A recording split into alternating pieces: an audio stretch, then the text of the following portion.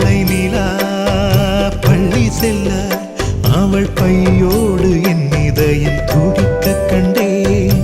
தேவமகள் தூங்குயிலே சில தெய்வங்கள் தூங்குகின்ற அழகை கண்டேன். சிற்றாடை கட்டி அவள் சிரித்த போது என்னை பெற்றவள் சாயல் என்று பேசிக்கொண்டேன். மேல்நாட்டு ஆடை கட்டி நடந்த போது இவள் மீசை இல்லாத மகன் என்று சொன்னேன். பெண் பிள்ளை தனியறை புகுந்ததிலே அப்பா அம்மா பிரதர் சிஸ்டர் கசின்ஸ்னு இப்படி சின்ன வயசுல இருந்து பார்த்து பார்த்து வளர்ந்த உறவை விட்டுட்டு திடீர்னு ஒரு பெண் வேற ஒரு வீட்டுக்கு மருமகளா போறாங்க அப்படின்னா கண்டிப்பா அது ரொம்ப கஷ்டத்தை கொடுக்கும்ல. அப்படி ஒரு நிகழ்வு தான் இந்த வீடியோல பலரையுமே கண் கலங்க செஞ்சிருக்கு.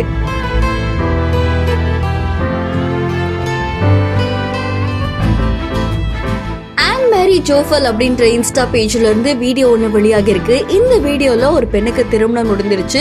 ஸோ அவங்க என்ன பண்றாங்க அப்படின்னா அவங்க ஹஸ்பண்ட் வீட்டுக்கு போறாங்க. அப்படி போகும்போது வீட்டுல இருந்து அவங்களை வழி அனுப்பி வைப்பாங்களே, அப்படி அனுப்பும் போது வீட்டுல இருக்கிற அப்பா அம்மால இருந்து கசின்ல இருந்து பிரதர் சிஸ்டர்ல இருந்து எல்லாருமே கண் கலங்குறாங்க.